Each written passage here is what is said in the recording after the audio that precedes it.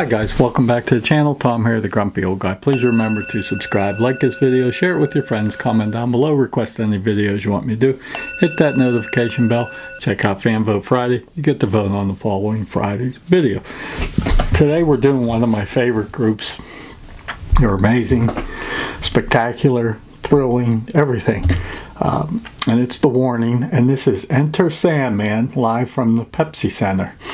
Now the first video I did of The Warning 2 years ago was Enter Sandman, and they were just young little kids and they were great. I fell in love with them then, and I'm just amazed at how young they are and talented, and they've grown up. And I've reacted to them 12, 15 times now, and it's super. They're super. So this is Enter Sandman live from Pepsi Center. So let's go.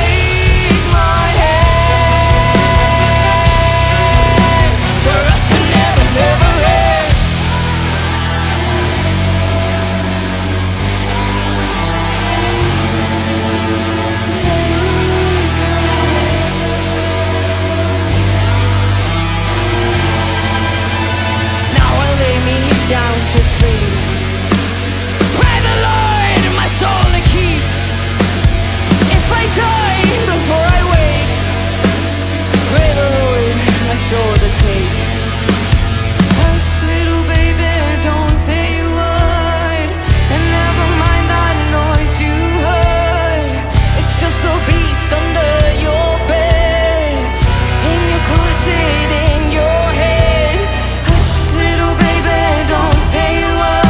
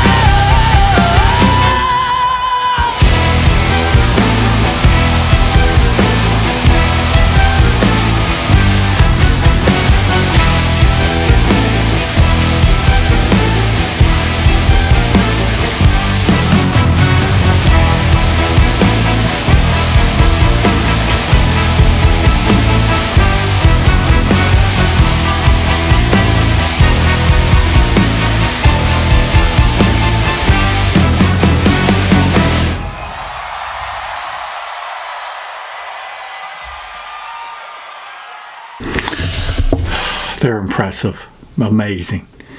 I love them. I love them. They go and go and go. And the thing about them is Danny, the singer, she might be 21 now, but the other two, I know Al's maybe still a teenager. They're still so young. Amazing. The talent and the poise and just the sheer performance that they do is amazing.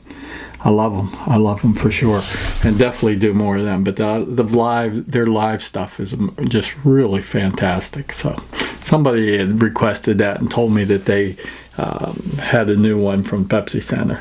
Of course, Pepsi. I wish I could slow down. I'm still addicted. But what are you going to do? So now it's time for Tom's Worthless Facts. These are all things from the TV show Seinfeld. The real diner where they hung out was Tom's Diner. It was on Broadway West and 112th Street. Jerry was offered $5 million an episode, the highest of anybody, for come back for season 10, and he didn't do it. The crew, the gang really never hung out together. They were professional on the set, but they didn't really socialize off set.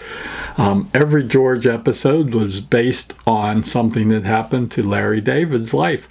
Also, in the episode of The Pen, Jason Alexander was not in there, or very small role, and he made a big fuss, and then he had to be in every other episode. Also, originally it was called the Seinfeld Chronicles for the pilot, and it was changed. Also, nobody really liked Susan, George's girlfriend, fiance. I guess she was hard to work with, and George didn't really like her. And then she did some things, and some of the other ones wanted her out, and they had her killed off. Also that day, the day that the finale, Frank Sinatra, the great singer, he had a heart attack.